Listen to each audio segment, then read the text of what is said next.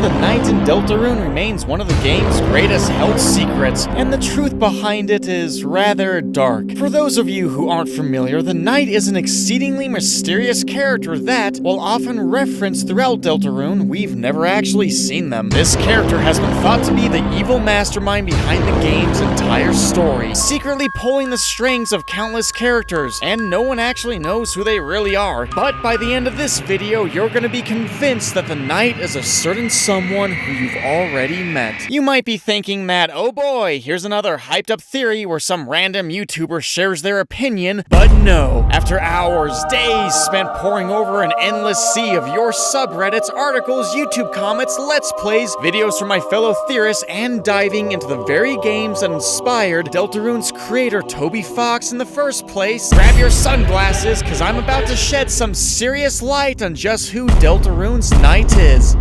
The Knight is thought to boast tremendous power as they have the ability to create dark fountains. The fountains responsible for creating the dark worlds where the events of the game take place. And the Knight is said to be the creator behind the two dark fountains we've seen so far. The first being the Eastern Fountain that was created in the school's unused classroom in Chapter 1, and then the fountain created in the library's computer lab in Chapter 2. These fountains bring the objects in the surrounding area they're created in to life, turning them into the race of darkners we interact with in the game, while also acting as the bridges between the worlds of lightners and darkners. Man, this opening was longer than the intro to my undergrad chemistry paper on how to make soap. So, who is the Knight? Well, the biggest theory to recently surface is that it's Kris. Not us, but our human Kris himself. Since we, the player, are just the red heart or soul that has recently taken over Kris's body at the start of Chapter 1, forcing him to do the things he may or may not want to do. And Kris is well aware that his body is being controlled by the player, and he still exhibits a significant amount of free will of his own, at times outright resisting the player. This is shown throughout the game, like when Kris goes out of his way to shield Susie from an attack by King in Chapter 1 without the input from the player, or when Kris awkwardly tries to escape the sweet Cap and Cake's boss battle in Chapter 2. Furthermore, Kris stops the player from learning personal things relating to his home life, as when the player tries inspecting Kris's brother's Asriel's room in Queen's Mansion, Kris closes their eyes. At times when the player makes a certain dialogue choice, the other characters react, saying that it sounds like Kris is straining to speak. But then, in the optional Snowgrave route of Chapter 2, here it's heavily implied that Kris and the player may not see eye to eye, as even when Kris is lying unconscious on the ground, the player is still able to continually tell Noelle to use the fatal Snowgrave attack, with Noelle describing the voice she heard giving her orders as terrifying. But the most notable instances are when Kris rips us, the soul, out of his body, hurling us inside of that convenient cage in his room, stuffing us under the bathroom sink, or squeezing us in between the couch cushions, allowing Kris to go do whatever he wants, like opening up a dark fountain in the library at night, or another fountain right in the middle of his living room at the end of Chapter 2,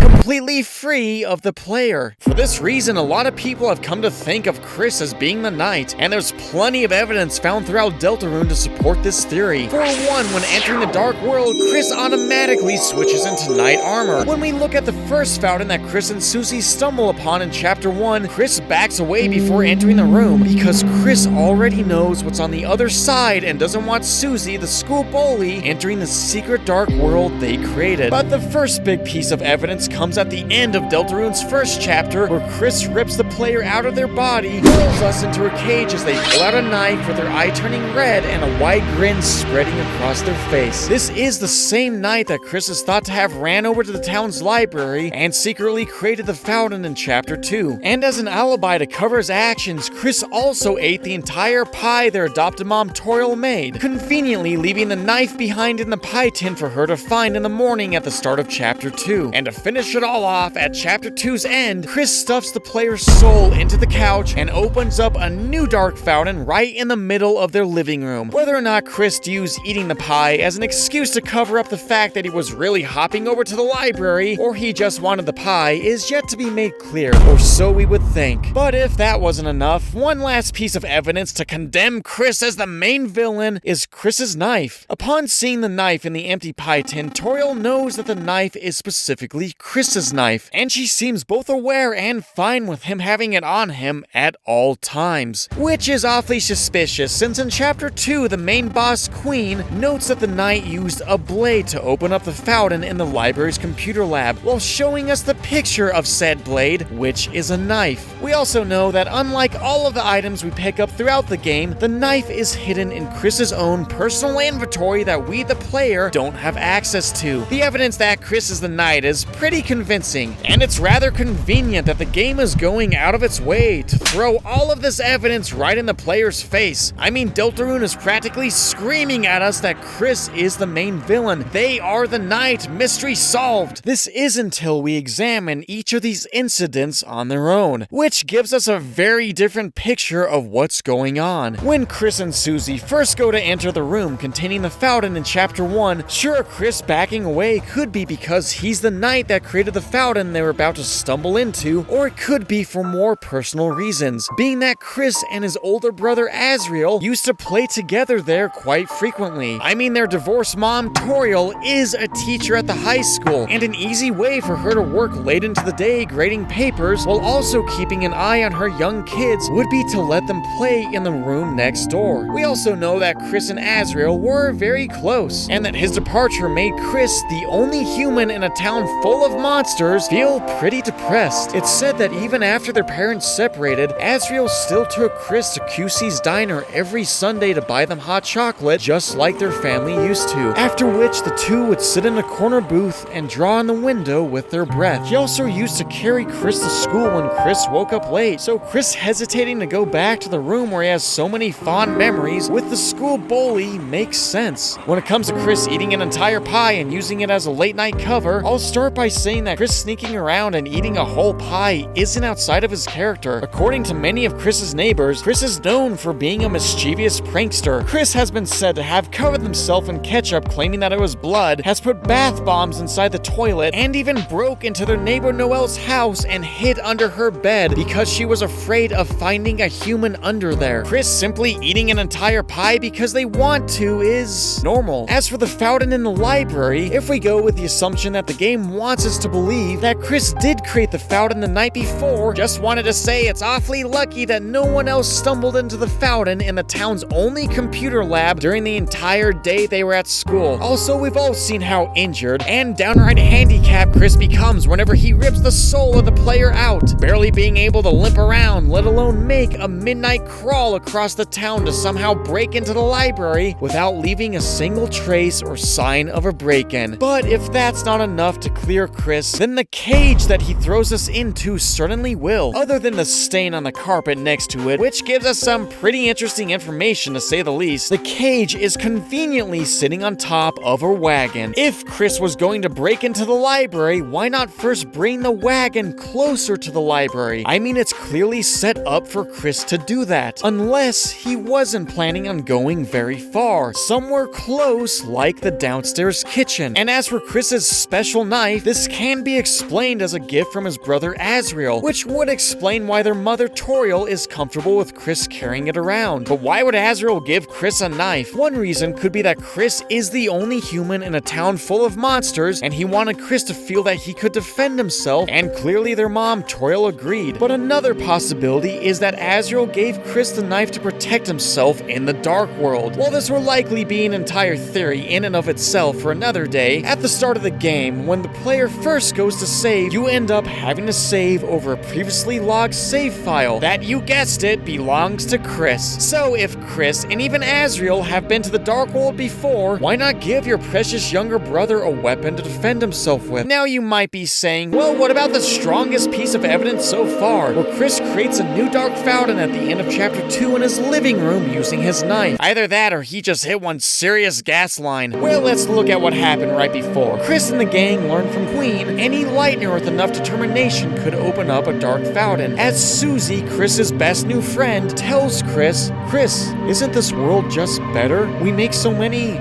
friends here, you know?" Kris then closes the dark fountain, sending him and Susie back to the world of the Lightners. Kris then invites Susie, their first real friend, over to their house. When it looks like Susie might have to go home, Kris, the mischievous prankster, slashes the tires on Toriel's car, forcing Susie to spend the night, who then tells Kris Kris. It's been a good day, huh, Kris? You, Rouse, Lancer, everyone. It's just cool hanging out together, right? That's why, don't you think we should try to have them come to our world? Come on, think about how much better it would be. Rouse could do our homework, Lancer could live under your bed, we could all walk to school together. It'd be perfect, And Kris most likely agrees, ripping the soul of the player out and creating a new dark fountain to continue their fun adventures. So despite the fact that Kris can't seem to survive without the player's soul, Kris may be a puppet wanting to cut his strings, whose actions, while brash, end up serving as a very clever red herring to distract us all from the truth. The true Frankenstein's monster behind it all, who Kris has never met, but you have. Remember the vessel, that soulless human that you were crafting as a sort of character creation at the game's opening? You were asked to select your favorite body parts, pick its favorite food, color, even name it something cute and cuddly like Pinky Poo, with the game praising you for your wonderful creation. Then the game discarded them, telling you that your choices don't matter. Yet your choices, your first vessel, was still saved into the game's files. Now, if you're completely obsessive compulsive like me and spend more hours than you care to share exploring the different areas and towns in any game that dares to give you the sweet freedom that is open world exploration, then you may have heard of an old RPG called Moon RPG Remix Adventure, one of the games that Toby Fox quoted as his inspiration for creating Undertale and Deltarune, an RPG that was known for breaking all of the rules for what a typical RPG was supposed to be. The game begins with a child, representing the player turning on a game called Fake Moon, where he begins by creating and naming the game's hero, who is a knight. The knight acts like your typical RPG hero, running around indiscriminately killing monsters, leveling up, and looting whatever he pleases. After quickly running through the game, obtaining his max level in mere moments, the knight reaches the game's final boss, when the player's mom tells them to go to bed. Turning off the game and falling asleep, Fake Moon suddenly turns back on, sucking the player into it, where the child literally falls from the sky into the game's world. The now fallen child or player then has to proceed through the game all over again, encountering whatever mess the knight who is still frolicking around has made. Exactly like in Deltarune. The only difference is that in Moon RPG, we get to actually see what the knight does the day before the player themselves arrives in the game. Now, normally this would be the end of the video, but if you think that this entire video was just a waste of time, then just for you, I saved my best piece of evidence for last. In Moon RPG Remix Adventure, the player doesn't just repeat their previous adventure with their former vessel now on the loose. Instead, they end up having to befriend and save the soul of every monster and townsfolk they come across who has suffered at the hands of the knight. They themselves can't actually kill anything. They are instead destined to restore the balance in the world that's been disrupted from the knight fulfilling the prophecy they were created for. What I have just described is the story of Moon RPG and of Deltarune, and that is the Deltarune Knight theory. It's impressive to see what developers can create off of their past inspirations, and this video will really challenge what you think you know.